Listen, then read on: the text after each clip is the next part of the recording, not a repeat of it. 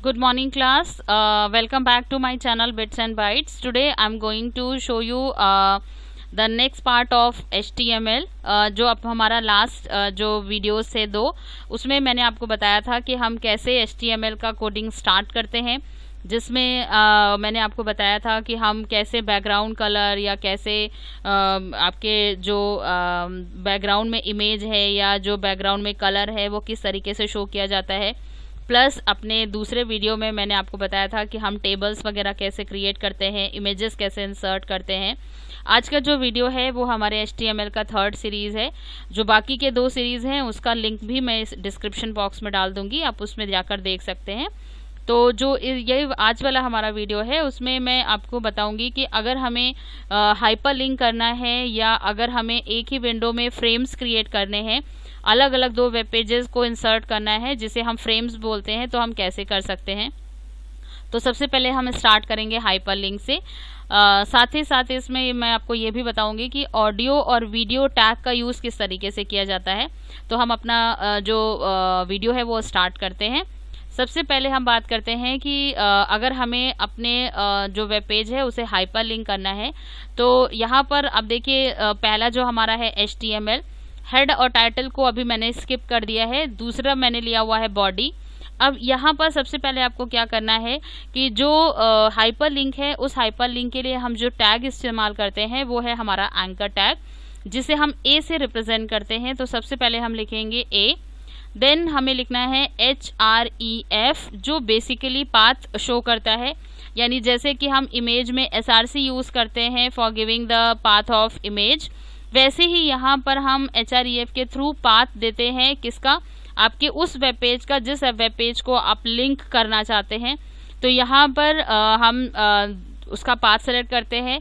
तो अभी फ़िलहाल मेरे पास में एक वेब पेज है ABC नाम का, हम उसे सेलेक्ट कर सकते हैं, या हमारे पास वर्णिका नाम का एक वेब पेज है हम उसे सेलेक्ट कर सकते हैं। तो दोनों में से जो भी वेब पेज है हम उसे यूज़ कर सकते हैं। ये ऑलरेडी मेरे पास फ्रेम बना हुआ है किसमें, तो अभी हम फिलहाल इसको नहीं कनेक्ट करना चाहते हैं। हम यहाँ पे कनेक्ट कर रहे हैं आपका ये वेब पेज। तो यहाँ पर आप देख सकते हो कि हमारा एक वेब पेज है जिसमें हमने एक टेबल क्रिएट किया हुआ है। तो फिलहाल हम इसको हाइपर लिंक करना चाहते हैं, तो हमें क्या करना है, हमें सबसे पहले उस वेब पेज पे जाना है और उस वेब पेज के पर राइट क्लिक करके प्रॉपर्टीज़ में जाना है एंड प्रॉपर्टीज़ में जाके उसका लोकेशन कॉपी करना है। तो सबसे पहले हम उसका लोकेशन कॉपी करते हैं और आपका जो पेज है उसमें जाकर उसे पेस्ट कर देते हैं। नेक्स्ट आपका जो है वो है आपका वेब पेज का नाम लिखना। तो यहाँ पर आप देख सकते हो हमारा जो वेब पेज है उसका नाम है ABC। तो सबसे पहले आपको क्या करना है, आपको लिखना है सिंपली abc.html, क्योंकि एक्सटेंशन के बिना आपका जो वेब पेज है वो हाइपर लिंक नहीं होगा। आफ्टर दैट हमें क्या करना है, जब भी हम हाइपर लिंक करते हैं तो हमारे पास में एक ऐसा वर्ड होता है जिस वर्ड के थ्रू हम जंप कर सकते हैं। उस वर्ड को हम बेसिकली हाइपर टेक्स्ट बोलते हैं। यानी हाइपर वो आपका पर्टिकुलर वर्ड है जो शो करता है कि ये जो पर्टिकुलर आप जो ऑब्जेक्ट यूज़ कर रहे हैं, चाहे वो इमेज हो चाहे वो टेक्स्ट हो, उसका इस्तेमाल आप कर रहे हैं जंपिंग के लिए यानी कनेक्शन के लिए। तो यहाँ पर फिलहाल हम जो यूज़ कर रहे हैं दैट इज़ नेक्स्ट। ये आपकी चॉइस है, आप कुछ भी ले सकते हैं। अगर आप कोई वेब पेज क्रिएट कर रहे हैं और उस वेब पेज के किसी एक स्पेसिफिक वर्ड को आप हाइपर टेक्स्ट बनाना चाहते हैं तो आप उससे भी मेंशन कर सकते हैं। उसके बाद आपको क्या करना है, आपको सिंपली ए टैग को क्लोज करना है। अब हम इसे सेव कर देते हैं। ऑलरेडी मैंने इसको सेव किया है, तो हम यहाँ पर अब उसे सेव करेंगे Ctrl+S से या सेव बटन पर क्लिक करके। वापस से हम जाएंगे किस पे, आपके जो वेब पेज है उस पर, और उस वेब पेज पे जाकर हम उसको रिफ्रेश कर देते हैं। ठीक है, F5 कर देते हैं या रीलोड कर देते हैं। तो जब आप यहाँ पर देखिए आप वेब पेज को ओपन करेंगे तो आपको एक ऑप्शन दिखेगा जो कि नेक्स्ट के नाम से है।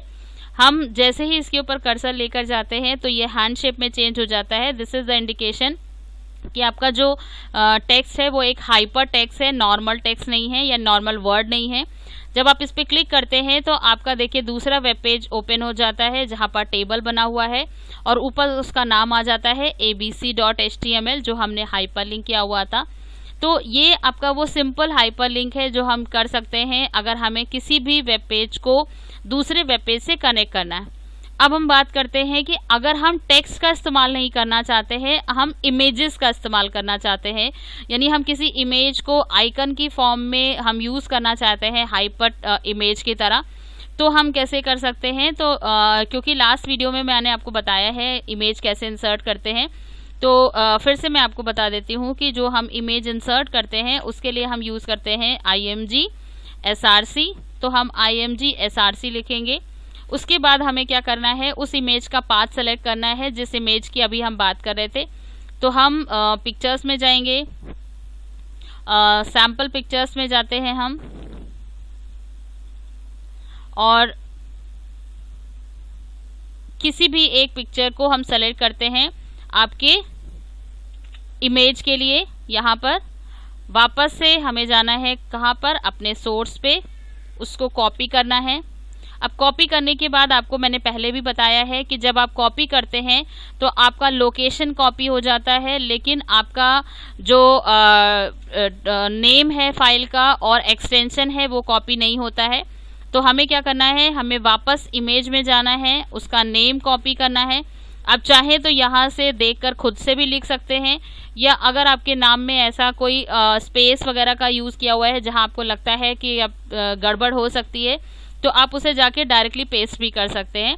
उसके बाद आपको सिंपली लिखना है JPG, जो कि उसका एक्सटेंशन है, आपको चेक करना पड़ेगा, और फिर आपको उसे क्लोज कर देना है। अब वापस से हम Ctrl+S करके आपका जो वेब पेज है उसे सेव करेंगे, और जब हम अपना वेब पेज ओपन करके उसे F5 से टेस्ट करेंगे तो जो हमारा वेब पेज है आप उसमें देख सकते हो कि हमारा जो इमेज है वो आ गया है, बट इमेज ओरिजिनल साइज में आया हुआ है और आपको उसे as a hyper image use करना है। अभी आप देख सकते हो कि जब हम इमेज के ऊपर लेकर जाते हैं अपना कर्सर तो वो आपका बदल जाता है हैंड शेप में। इट मीन्स ये हाइपर इमेज बन गई है। जब हम इस पर क्लिक करेंगे तो ये दूसरे वेब पेज पे आ जाएगी, बट इतना बड़ा हाइपर इमेज हम नहीं क्रिएट कर सकते हैं। तो हम क्या करेंगे, इसे हाइट और विड्थ के थ्रू छोटा कर देंगे ताकि वो देखने में आइकन की तरह लगे। तो हमें यहाँ पे लिखना है हाइट इक्वल 50, विड्थ ये साइज आपके ऊपर डिपेंड करता है, आप अपने हिसाब से चेंज कर सकते हैं जैसा आपको लगे।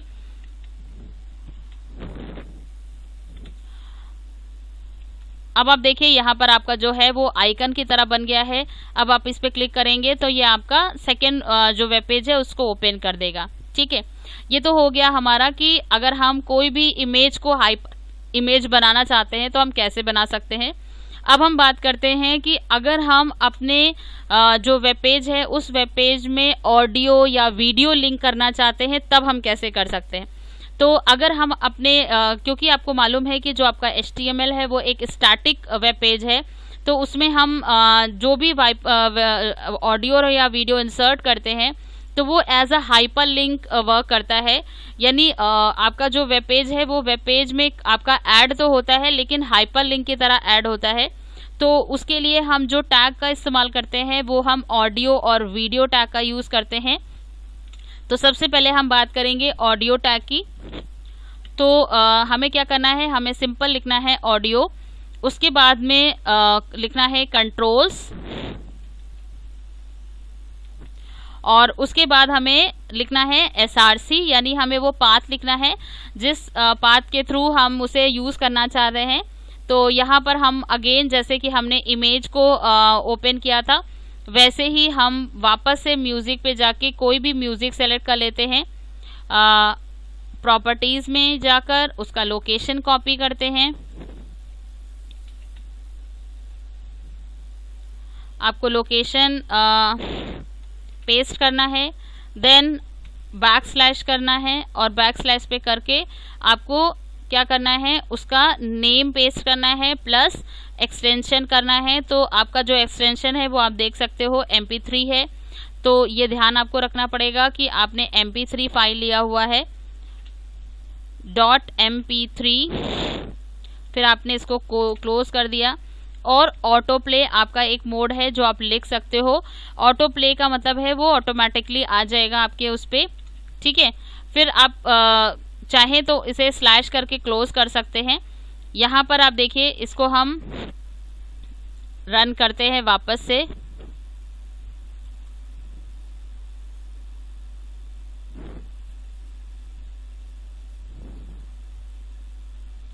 आप यहाँ पर देख सकते हो, जब हम यहाँ पर चेक करते हैं तो हमें एक ऑडियो दिखता है।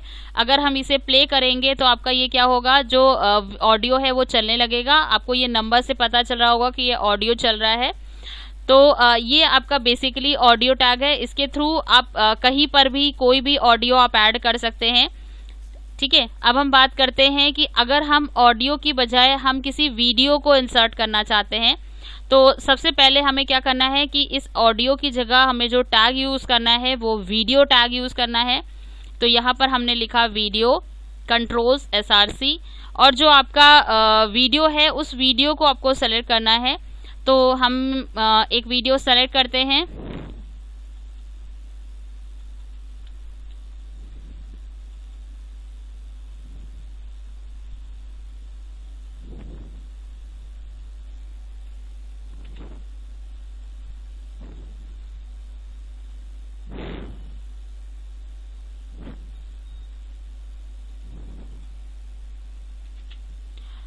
उसके बाद आपको स्लैश करके नाम लिखना है। तो यहाँ पर हमने नाम लिखा HTML.MP4 जो हमारा एक्सटेंशन है, और इसे सेव कर देते हैं।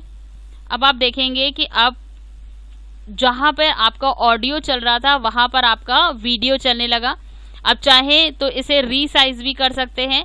जैसे यहाँ पर आप देखिए, आपका वीडियो चल रहा है, आप अगर इसे क्लिक करेंगे तो ये आगे बढ़ जाएगा।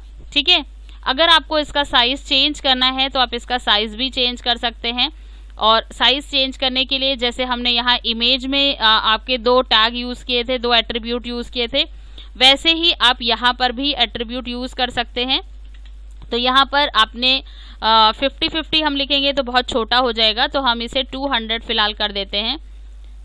यहाँ पर भी आपका हो गया 200।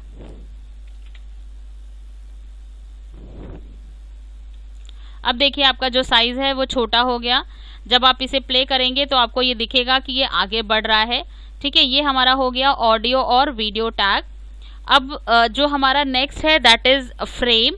फ्रेम का मतलब होता है कि जैसे फॉर एग्जांपल अगर आप देख सकते हो, यहाँ पर आपने 2 इमेजेस लिए हुआ है, एक आपका इमेज है और एक आपका वीडियो है, और ये आपकी पूरी विंडो है।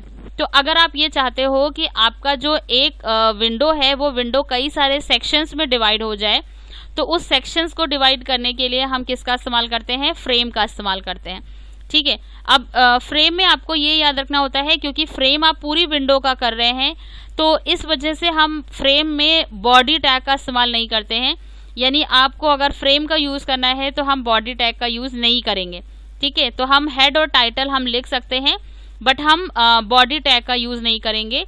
तो यहाँ पर आपको क्या करना है, आप अगर हेड और टाइटल में कुछ देना चाहते हैं तो आप दे सकते हैं।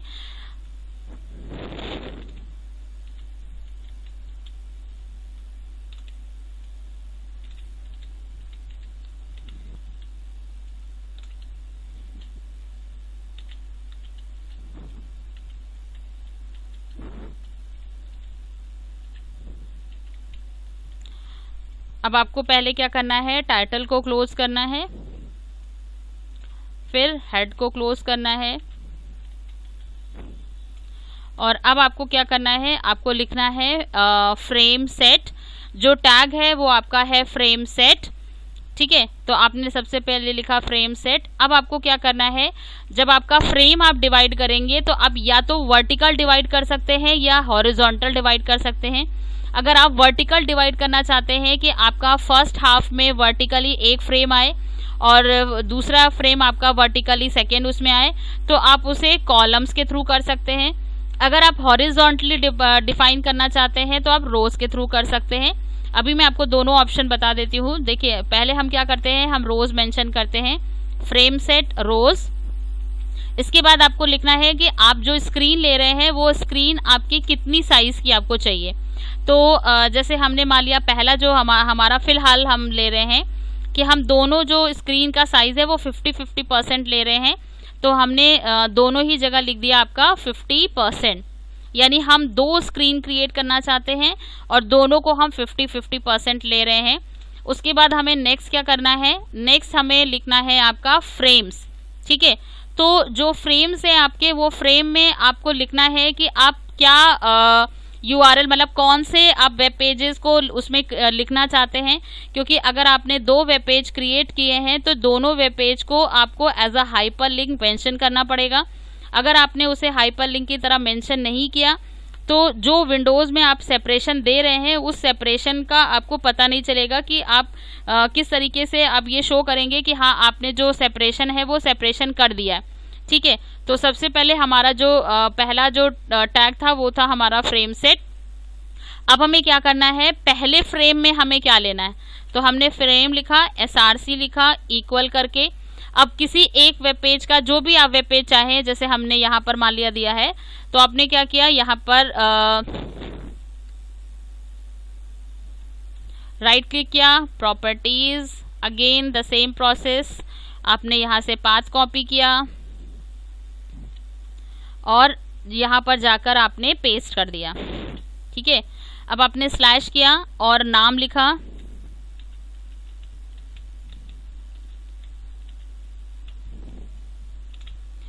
उसके बाद आपको क्या करना है, अब आपने क्या किया, आपने दूसरा टैग लिया यानी दूसरा फ्रेम लिया।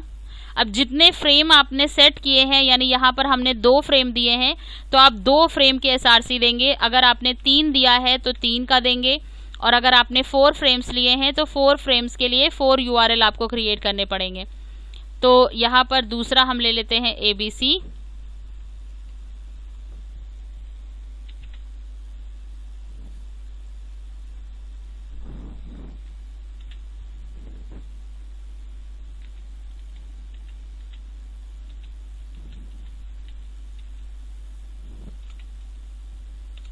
अब लास्ट में हमें क्या करना है, हमें फ्रेम सेट को क्लोज करना है।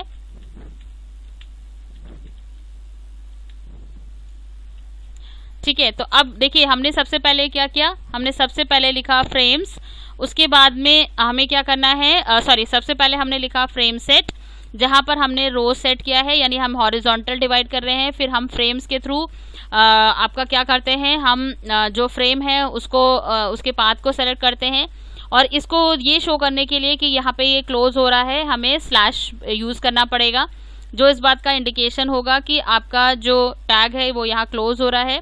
अब हमें इसे कंट्रोल S से सेव करना है और हम अपने वेब पेज को रिफ्रेश करेंगे तो आप देख सकते हो कि आपका 2 फ्रेम कनेक्ट हो गया है। एक ABC, क्योंकि ऑलरेडी जो हमने ABC लिया हुआ था उसमें ऑलरेडी आपका ये कनेक्शन था, तो इस वजह से यहाँ पर हम नाम चेंज कर देते हैं। यहाँ पे हम ABC की बजाय ARCH मेंशन करते हैं, क्योंकि आपका जो ABC है वो ऑलरेडी फ्रेम उसमें कनेक्ट है तो वो थोड़ा कंफ्यूज कर रहा है। अब आप देख सकते हो यहाँ पर आपके 2 फ्रेम्स कनेक्ट हो गए हैं।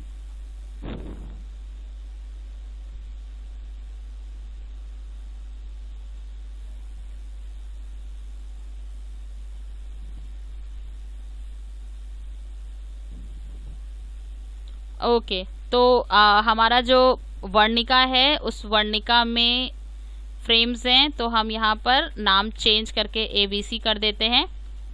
अब आप देख सकते हो यहाँ पर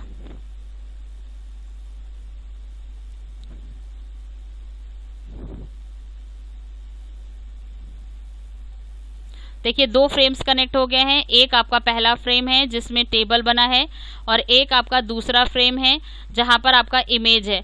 अब देखिए क्योंकि इमेज आपकी बड़ी है और आपका स्क्रीन हाफ हो गया है तो ये देखिए यहाँ पे स्क्रॉल ऑटोमेटिक आ जाएगा, जबकि यहाँ पर आपका क्योंकि जो पोर्शन है यानी जितना आपका बना हुआ वेब पेज है वो आपका साइज से कम है, इसी वजह से यहाँ पे स्क्रॉल नहीं बनकर आता।